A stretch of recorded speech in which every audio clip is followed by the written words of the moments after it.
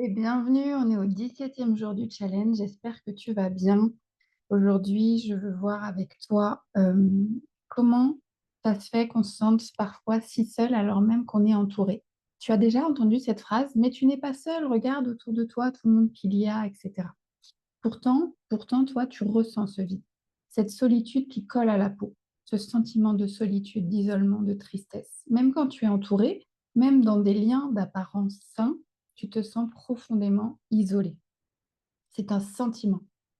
Même quand tu continues à donner, à soutenir, à porter les autres, tu restes bloqué dans ce sentiment d'être vraiment écarté de l'autre, seul, incompris.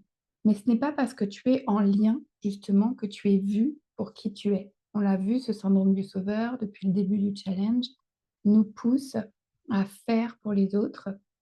Et finalement, on a simplement envie d'être reconnu pour qui l'on est. Et c'est là où cette solitude s'installe, cet isolement s'installe, c'est quand on est vraiment, vraiment très loin de qui nous sommes.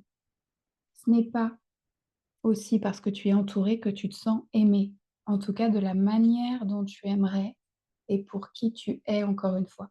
C'est toute la différence qu'il y a entre l'être et l'avoir et le faire. Le sauveur a besoin de reconnecter à son être pour se sentir profondément reconnu, vu et se connecter avant tout à lui-même, avant de se connecter aux autres de la meilleure façon. Voilà les 3 raisons profondes à cette solitude invisible. Tu es toujours dans le rôle de celui ou celle qui soutient, toujours, et jamais dans, celui ou celle tu n'es jamais celle ou celui qu'on soutient. Tu es l'épaule, le pilier, le refuge, mais quand tu as besoin d'aide, qui te tient la main? Qui vient te soutenir? Comment ça se présente? Pourquoi il y a personne? Parce que la deuxième raison à cette solitude, ce sentiment d'isolement, c'est que tu ne te montres jamais complètement. Par peur d'être trop, d'être rejetée, d'être incomprise, tu caches ta vulnérabilité.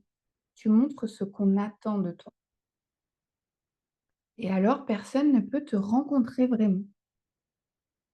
D'ailleurs, est-ce que toi-même, tu t'es déjà rencontré?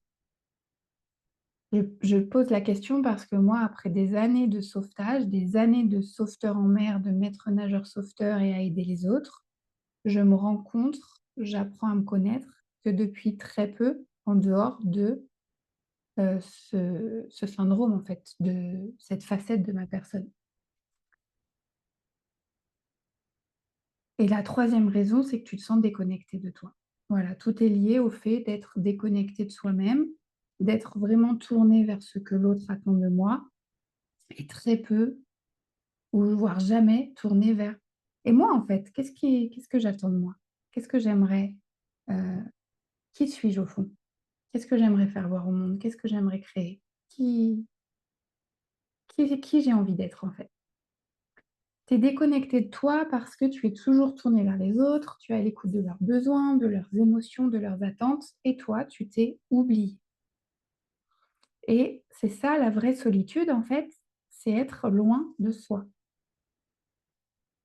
Plus tu pourras te rapprocher de toi, plus tu pourras te connecter avec les autres, te relier avec les autres, de la meilleure manière, en attirant des personnes qui sont comme toi, qui te correspondent, avec qui tu vibres, avec qui, tu sais, cette conversation interminable, avec cette personne que tu viens de rencontrer ou, ce professeur ou cet ami où on s'est branché sur quelque chose qui nous nourrit tous les 2 et on pourrait parler des heures.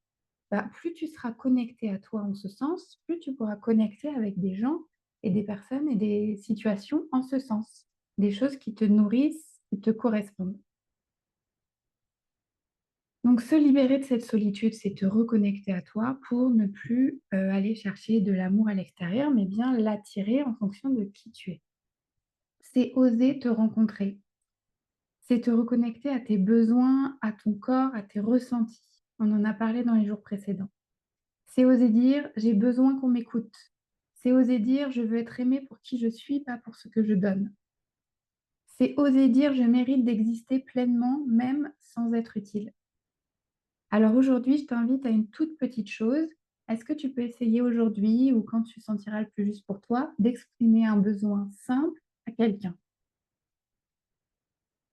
Pas de demander conseil, pas de demander un service, un vrai besoin personnel.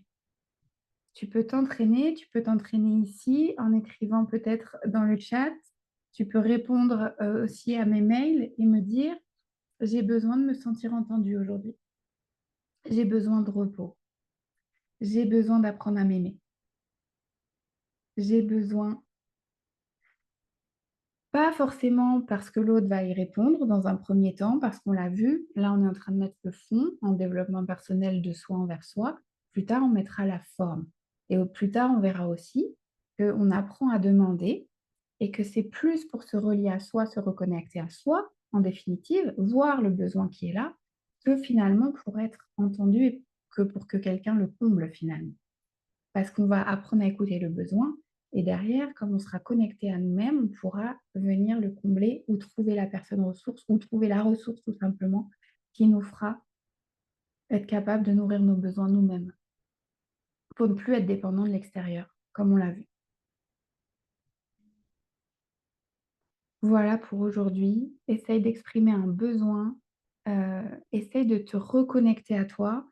Pour ça, je t'invite vraiment à aller voir ma formation EFT. Je te remets le lien ici en description pour libérer les émotions, pour faire de la place et pour aussi écouter ce qui va émerger et voir à quel point, si tu t'écoutes pleinement, tout est là, en fait.